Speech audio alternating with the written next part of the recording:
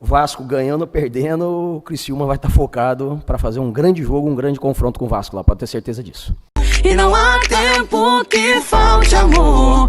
Acompanhe o Vasco aonde ele for. Nasci pra te seguir.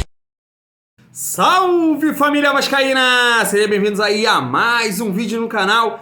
Eu sou o Thiago, você está no canal Vasco em Família. Se não for inscrito aqui, já dá aquela moral. Senta o dedo no like pra gente estar chegando a mais vascaínos. E não esquece também de ativar o sininho de notificação para não perder os próximos vídeos. E tá sempre por aqui dando aquela moral, deixando a sua opinião, o seu comentário, pra gente estar trocando aquela ideia de vascaíno. Pra vascaíno, antes de começar o nosso vídeo, queria vir aqui te agradecer rapidamente a cada membro aqui da família vascaína. Atingimos a marca aí de 18 mil inscritos. Gratidão, muito obrigado, família vascaína, saudações vascaínas. Mas com certeza você deve estar pensando assim: Thiagão, vamos levar esse canal aí, o Vasco Família, o Vasco pra Série A. E para isso a gente tem que passar aí por um confronto complicado, difícil contra o Criciúma aí.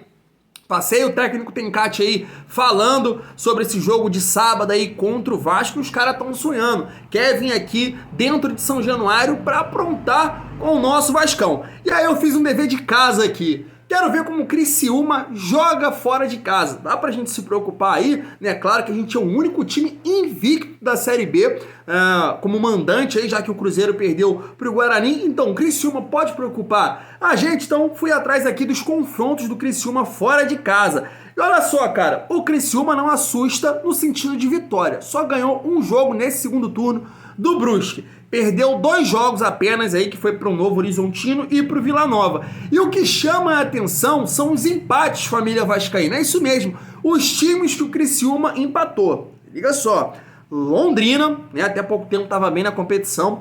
O Sport está aí brigando, que vai ficar mais um ano na Série B, tem que dizer isso. O Cruzeiro também, o Criciúma empatou nesse segundo turno e foi quase no início ali do segundo turno, então foi um belo resultado. E também o CRB, ou seja, é um time que não conquistou aí muitas vitórias, não só uma apenas, mas dá dificuldade sim para os seus adversários ganhar fora de casa. Então o Vasco vai ter que se portar aí muito bem dentro de São Januário, não é um adversário fácil aí de ser batido, não. Quero trazer aqui mais uma vez o técnico aí do Criciúma, o Tencati, porque, ó, os caras estão sonhando e estão afim aí de aprontar contra o Vasco aqui. Mas não vai aprontar, não. Mas se liga só. A tua linha de falar jogo a jogo, né? Exato. Não fazer projeção. A gente conversa bastante, né? Nos finais dos treinamentos, com os colegas também, e você tem essa linha. Mas faltando 3 jogos, né? 2 fora, o Vasco no Rio, a Ponte Preta em Campinas e Tombense aqui na última rodada, com 52 pontos hoje, o Vasco tem 55. Gostaria que você transmitisse ao torcedor do Criciúma o que o grupo está pensando sobre esta quase que reta final e ainda o sonho de conseguir algo mais no Campeonato Brasileiro da Série B. O que você tem a falar? O que o grupo pensa? O que você tem a falar ao torcedor? O que vocês pensam? O som no final ali foi aclamado por quem? Pelos jogadores. O que os jogadores puxaram o som no final? Vamos subir Tigre. Esse é o pensamento.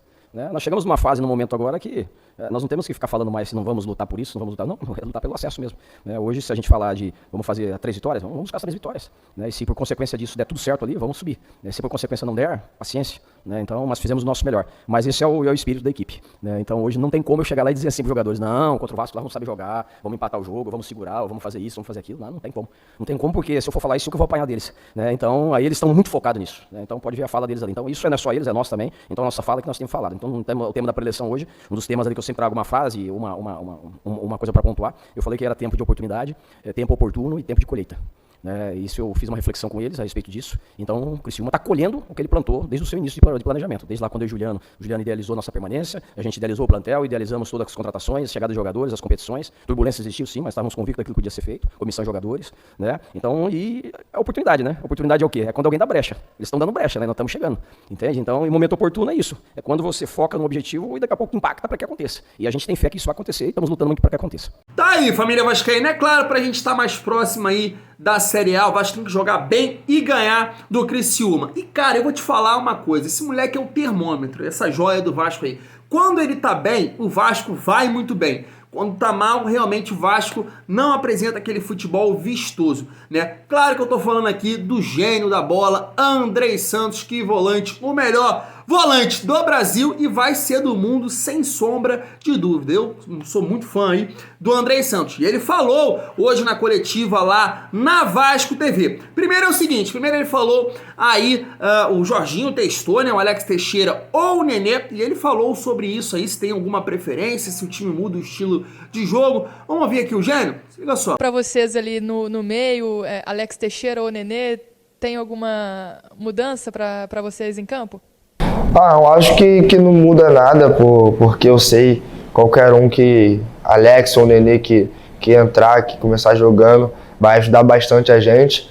E tanto o Nenê começando, o Alex no banco, o Alex passa energia positiva, conversa conosco os jovens, e tanto ao contrário também, como apareceu a cena na hora do pênalti, o Raniel indo bater e o Nenê orando para abençoar o Raniel. Então acho que nossa equipe não tem vaidade, e eu sei que qualquer um que entrar vai ajudar e vai dar o máximo para o nosso acesso. Família vascaína, agora eu vou trazer aqui o Andrei respondendo aí toda aquela confusão, toda a situação que ele passou lá na Ilha do Retiro. Ele foi perguntado também se ele acha aí que o Sport deveria perder os pontos, o Vasco ganhar esses 3 pontos aí dentro da competição. Eu vou trazer aqui o Andrei respondendo isso, quero trazer também o presidente do Grêmio, porque tá preocupado, tá de olho aí nessa situação, já que o Grêmio também não vai muito bem aí fora de casa, tem 2 confrontos fora de casa nessa sequência aí dos 3 últimos jogos, né? Tá preocupado o presidente do Grêmio, então tá de olho aí nessa situação aí também do Vasco e do Sport. Mas vamos trazer aqui o Andrei falando aí dessa situação que ele viveu na Ilha do Retiro e se ele concorda aí que o Vasco tem que ganhar os 3 pontos. Vamos lá. Um momento bastante difícil, né? Raro no futebol, espero que não venha acontecer mais vezes, porque, como o Jorginho falou, ele é avô, ele é pai, também temos familiares que se preocupam conosco, então acho que é fundamental isso não se repetir.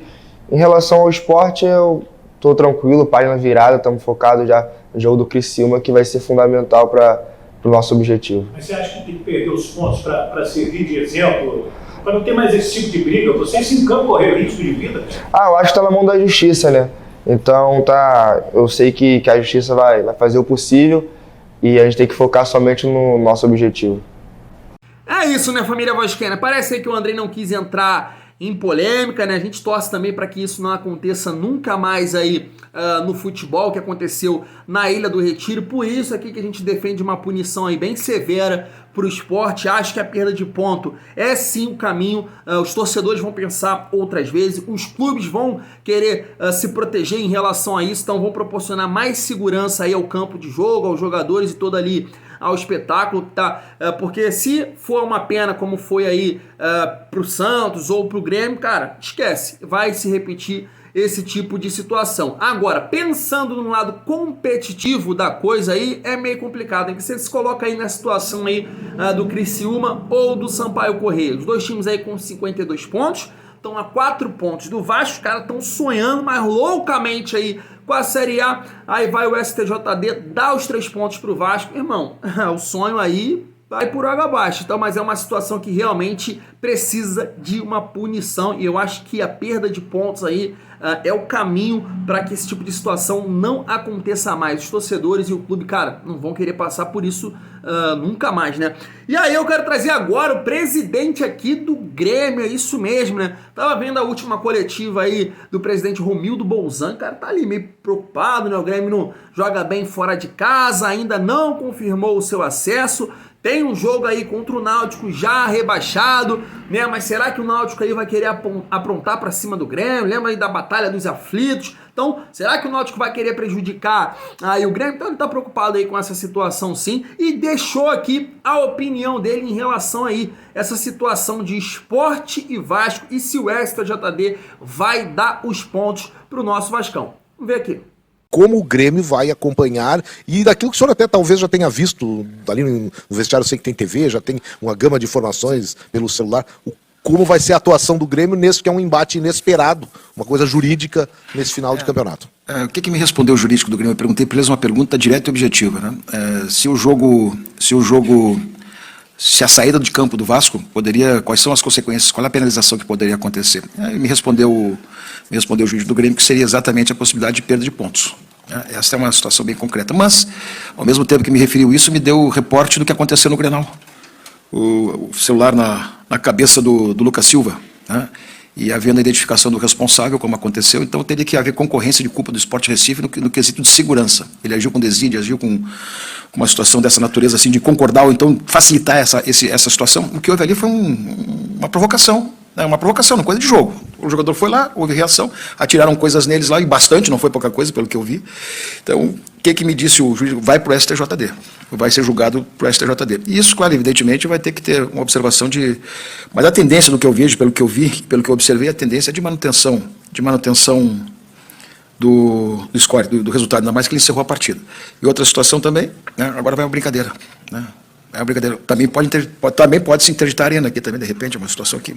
Nós estamos tão acostumados com situação dessa natureza que, de repente, vai acontecendo isso, né? Mas essa é uma brincadeira.